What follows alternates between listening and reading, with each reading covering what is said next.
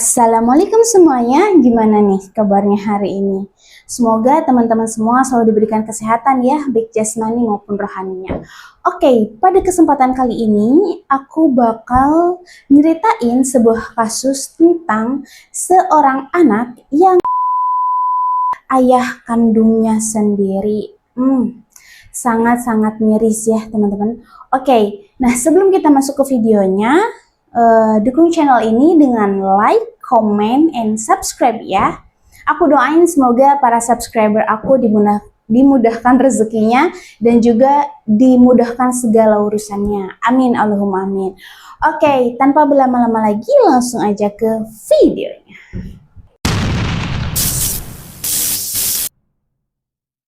Oke, sebelum kita masuk ke kronologinya, aku bakal nyeritain dulu nih mengenai background keluarganya dulu dikit aja. Oke, ada seorang duda yang kita sebut saja namanya itu Pak Tono ya kan. Kita samarin semua namanya. Namanya Pak Tono. Nah, Pak Tono ini kesehariannya adalah berjualan sate keliling ya kan. Nah, Pak Tono ini punya 3 orang anak. Yang pertama namanya Rian, yang kedua namanya Reza, yang ketiga namanya Rati. 2 laki-laki, 1 perempuan. Nah, Pak Tono ini nggak diketahui ya sama si istrinya itu berpisah apakah karena perceraian atau karena kematian atau si istri meninggal, tidak diketahui teman-teman. Nah lalu pada tahun 2021 Pak Tono ini menikahlah dengan Bu Tini, seorang janda juga yang sudah beranak, janda yang sudah memiliki anak maksudnya. Nah, Bu Tini ini nggak diketahui juga nih berapa anaknya. Yang pasti ada 1 anak perempuan yang bernama Nia gitu ya. Nah, ini sedikit mengenai background keluarganya. Yang perlu kita ingat dalam kasus ini adalah Pak Tono dan Rian. Oke, teman-teman, anak pertama Pak Tono. Sebelumnya, Pak Tono dengan Bu Tini beserta keluarga itu awalnya tinggal dengan kakak iparnya Pak Tono, ya kan, di desa Mawar misalnya gitu ya. Nah lalu pada tahun 2022 Pak Tono sama Bu Tini ini pindah nyari kontrakan, nyewa kontrakan di desa misalnya Anggrek gitu kan, di desa Anggrek. Nah semuanya pindah kecuali Sirian. Sirian ini masih di rumahnya kakak iparnya Pak Tono. Lah kenapa Sirian gak diajak nih? Nah alasannya karena kontrakannya itu kecil teman-teman, jadi kalau misalnya Sirian ikut nggak akan cukup gitu, jadi lebih baik Sirian itu tinggal aja di kakak iparnya Pak Tono. Nah tapi meskipun Rian ini ditinggal gitu ya di rumahnya kakak iparnya Pak Tono gitu ya, alias berarti pamannya Sirian, nah Pak Tono sama Bu Tini ini nggak pernah yang namanya lupa sama Sirian, jadi kayak masih dikasih bekal, masih dikasihnya uang, masih dijenguk gitu ya. Pada tahun yang nggak bisa aku sebutin ya kan, Bu Tini sama Pak Tono ini pindah guys. Jadi udah beberapa tahun akhirnya beliau pindah nih ke kontrakan yang baru. Nah di kontrakan yang baru ini Sirian diajak lah tinggal bersama Pak Tono sama Bu Tini. Tapi nggak diketahui teman-teman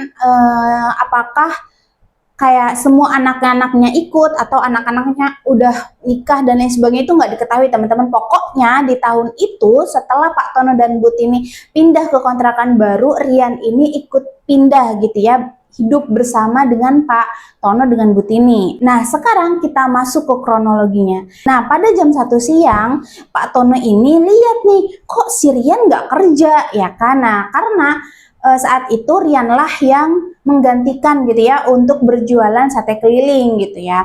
Nah dilihat nih kok Rian nggak kerja gitu kan, ditegurlah sama Pak Tono ini, kenapa nggak kerja? Nah terus kata si Rian, nggak males, soalnya kemarin juga nggak laku gitu. Nah di situ Pak Tono mencoba menasehati Rian gitu ya, mungkin kurang lebih kayak ya namanya juga dagang ya kan, ada pasang surutnya, wajar gitu kan, jangan sampai karena 1 hari nggak laku seterusnya jadi nggak mau kerja gitu. Kurang lebih dinasehati lah pokoknya si Rian ini sama Pak Tono. Di ruangan lain, yakni di kamarnya Pak Tono dan Bu Tini itu sedang nelpon sama siapa? Sama anaknya yang namanya Nia, yang kita sebutin tadi, anaknya Bu Tini ya kan. Nah si Nia ini bilang, Bu janganlah minjemin HP ke siapa, ke Sirian, katanya gitu. Soalnya Sirian tuh kalau minjem HP semua orang diteleponin, ganggu Bu, katanya gitu katanya. Terus kata Ibu Tini, iya nanti nggak dipinjemin gitu katanya. Pokoknya di situ Bunia itu kayak ngeiyain gitu ya omongan dari Sinia. Nah, ketika Bu Tini udah selesai nih ya kan nelponnya, Bu Tini itu ngelihat di luar kamarnya ada Pak Tono dengan Sirian ini lagi cekcok, lagi adu mulut gitu kan. Nah, terus habis itu Sirian ini mencoba minjem HP-nya Bu Tini, tapi mungkin dengan nada yang kurang sopan atau bagaimana gitu ya. Soalnya di situ Pak Tono gitu kan langsung negur Sirian dengan bilang, kamu kalau misalnya pinjem itu yang baik-baik gitu. Maksudnya itu kan HP ibu, bukan HP kamu. Kalau kamu mau minjem HP ibu, ya kamu harus baik-baik nak gitu. Nah, Sirian nganggepnya kalau Bu Tini ini nggak mau minjemin. Terus Sirian bilang, kalian takut kan HP kalian aku pinjem? Katanya gitu. Emangnya aku takut sama kalian? Gitu. Terus kata Pak Tono ya, Rian, bukan gitu. Maksudnya kalau kamu pinjam itu dengan baik-baik. Pokoknya di situ tuh Pak Tono berusaha buat nasehatin lah ya, nasehatin si Rian gitu. Tapi mungkin nganggepnya sama si Rian ini, Pak Tono ini ngebela Bu Tini gitu ya. Nah, karena marah teman-teman, dia langsung ke arah semua pintu rumah, dia kunci semua pintu rumahnya, terus dia masuk ke dalam kamar. Di dalam kamar itu sambil masuk kamar, dia ngebanting pintu kamarnya ya gitu ya, sampai terdengar sama Pak Tono dengan Bu Tini. Nah, tak lama Riani keluar dari kamarnya sambil bawa korek dan sambil bawa botol gitu ya, botol bekas yang isinya itu adalah bensin gitu ya, tanpa babi bu, tanpa ada kata-kata lain gitu ya. Si Rian ini langsung membuka botol mineral itu, dia sebloken, nah sebloken teh, melemparkan si bensinnya itu ke tubuhnya Pak Tono gitu kan. Nah, Pak Tono kaget. Nah, belum ada perlawanan nih dari Pak Tono, Sirian langsung nyalain si koreknya, langsung dilemparnya itu si korek ke bajunya Pak Tono dan ya, tahulah kita ya. Seluruh tubuhnya Pak Tono seketika dilahap api, teman-teman. Nah, di situ Sirian melihat bapaknya udah terlalap api gitu kan, panik dia guys. Akhirnya dia pergi mencoba untuk kabur lewat pintu belakang dapur yang tadi dia udah kunci. Dia buka kuncinya, dia kabur lewat pintu dapur gitu ya. Yang lain belum dia buka, jadi masih dikunci. Yang dia buka cuma pintu dapurnya aja. Nah, terus Bu Tini ya kan ngelihat Pak Tono tuh kayak sekelebat dari jendela kamar mungkin ya. Ih, kok suamiku gitu kan. Nah, di situ Pak Tono itu kayak berteriak, tolong aku dibayang gitu. Nah, Bu Tini mendengar teriakan itu lekas keluar kamar. Jadi posisinya itu Pak Tono itu belum masuk ke dalam kamar ya, masih di luar kamar gitu. Bu Tini yang masih di dalam kamar. Bu Tini langsung keluar melihat suaminya itu udah dilalap api, bingung. Dia tuh kayak berusaha kayak ngepak tubuhnya Pak Tono gitu ya, berharap si apinya itu mereda. Tapi ya namanya udah bensin ke seluruh tubuh gitu ya, apalagi bensin kan emang cepat menyebarnya ya teman-teman. Akhirnya Bu Tini itu coba ke pintu depan, dilihat pintu depan dikunci ya kan. Nah, terus dia ke pintu dapur. Alhamdulillahnya tadi kan sama Sirian tuh, Sirian kabur lewat pintu dapur ya kan. Nah, nggak dikunci lagi sama Sirian. Bu Tini keluar, disusul lah dia sama Pak Tono. Pak Tono pas sudah di halaman depan rumah, teman-teman itu langsung guling-guling minta tolong sambil berkata, tolong aku dibayang, katanya gitu.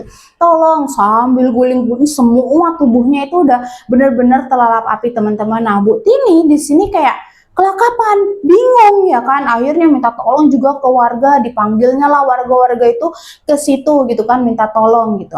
Nah, Bu Tini ketika berteriak minta tolong, berdatangan lah, alhamdulillahnya tuh warga-warga langsung berdatangan, langsung berusaha untuk memadamkan apinya Pak Tono gitu kan. Ketika api udah mulai padam ya kan, nah Bu Tini ini mencoba untuk minta tolong kepada salah satu warga di situ untuk mengantarnya ke kepolisian gitu ya. Agar apa? Agar Sirian ini segera ditangkap. gitu. Dan juga meminta tolonglah agar Pak Tono ini segera dibawa ke rumah sakit, teman-teman. Nah, ketika dibawa ke rumah sakit, Pak Tono itu dalam keadaan masih hidup, namun sekujur tubuhnya itu sudah penuh luka-luka bakar. Nah, itu adalah kronologinya, teman-teman. Sekarang kita masuk ke pembuktian. Nah, dalam kasus ini, jaksa penuntut umum mengajukan saksi dan juga barang bukti gitu ya. Nah, pertama kita akan bahas mengenai barang bukti yang diajukan oleh jaksa penuntut umum. Pertama, ada barang yang digunakan oleh Rian ketika melakukan tindak pidana tersebut ya, which is dalam hal ini kebakaran. Yang pertama adalah korek api, yang kedua adalah botol mineral bekas gitu ya, yang ada saat itu ada di situ gitu ya, di TKP. Terus juga ada barang-barang yang ikut terbakar gitu ya. Pertama, ada satu buah taplak meja berwarna biru dengan pinggiran bekas terbakar. Yang kedua, satu buah tirai pembatas kamar dengan pinggiran bekas terbakar. Terus, satu buah alas telur bekas terbakar. Barang milik korban, satu buah kaos kutang korban dengan sisa bekas terbakar. Barang milik pelaku, 3 buah HP Nokia milik pelaku, 1 buah HP Android milik pelaku. Nah, selain barang bukti, jaksa penuntut umum juga mengajukan saksi-saksi. Di antaranya, yang pertama ada Bu Tini. Nah, Bu Tini ini memang menjadi saksi kunci ya, karena saat kejadian, Bu Tini memang berada di TKP gitu ya, bersama dengan pelaku dan juga korban. Bu Tini itu memberikan keterangan yang kurang lebih sebagaimana yang udah aku ceritain ya. Yang aku ceritain itu salah satunya adalah dari keterangannya Bu Tini gitu. Nah, keterangan tambahan dari Bu Tini adalah bahwa dari Bu Tini menikah dengan Pak Tono, Rian itu sudah tidak menyukai gitu ya. Emang jadi udah nggak suka gitu sama Bu Tini gitu ya. Jadi kalau misalnya Bu Tini dengan Rian sedang cekcok, terus Pak Tono itu bukan membela, kayak mencoba menasehati Rian. Nah, disangkanya oleh Rian itu adalah bapaknya membela Bu Tini, padahal nggak membela, cuma ngasih tahu, menasehati gitu ya. Nah, tapi Bu Tini bilang kalau misalnya memang Rian itu tidak suka, apalagi ditambah ketika mereka pindah gitu kan kontrakan, itu Rian ditinggal, jadi Rian tuh semakin nggak suka gitu ya sama Bu Tini katanya.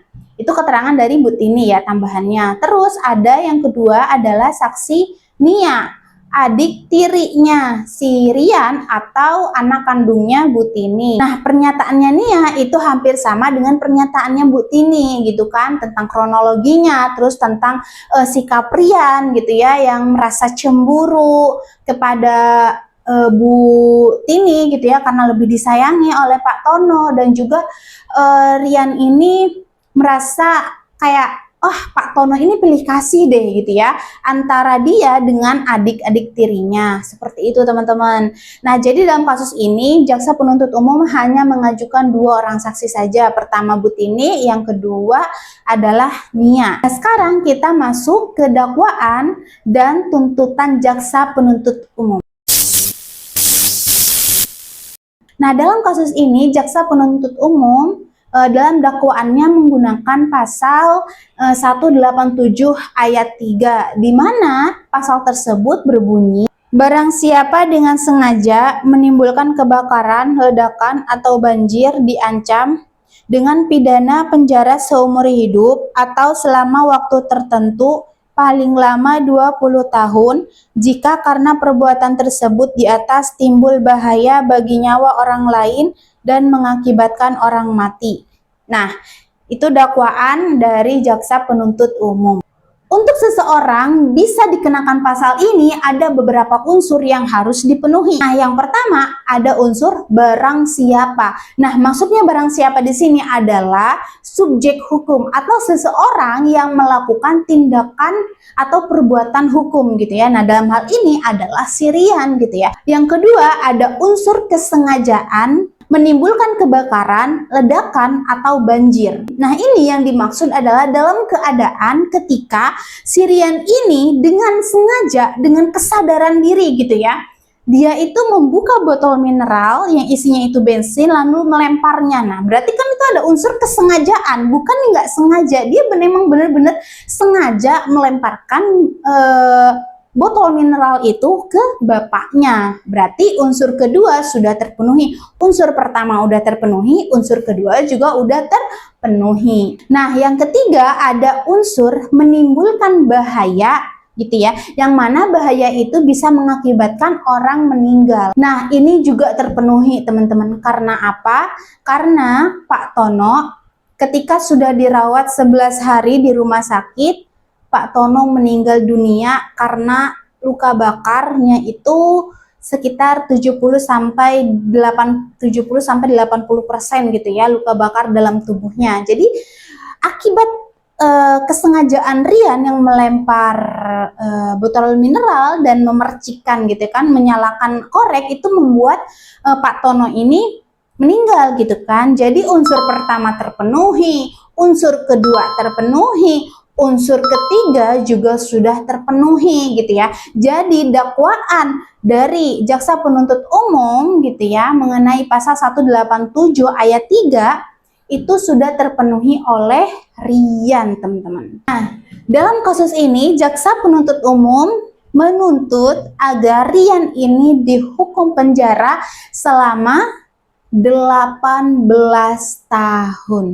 Nah, tadi kan maksimalnya kalau misalnya mau dituntut penjara itu adalah 20 tahun ya teman-teman. Lalu majelis hakim dengan berbagai pertimbangannya gitu ya, salah satunya adalah terpenuhinya 3 unsur tadi, maka melihat wah iya nih si Rian nih bisa dikenakan pasal 187 ayat 3 gitu kan.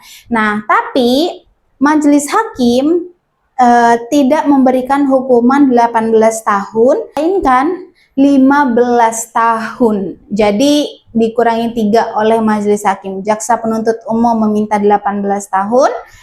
Majelis hakim mengabulkan 15 tahun penjara. Nah, jadi karena si Rian pada saat itu usianya adalah 25 tahun, ya kan? Jadi pas nanti keluar itu dia berusia 40 tahun. 15 tahun di penjara, teman-teman. Nah, sebelum kita tutup cerita ini, aku mau nyampein tentang keterangan yang diberikan oleh Rian ketika di persidangan. Aku tuh nggak pernah gitu ya, aku tuh nggak pernah ada niat buat ngebakar ayah gitu ya. Aku berniat membeli bensin itu untuk dijadikan bahan bakar ketika nanti aku ziarah bersama ayah ke kampung halaman, katanya gitu.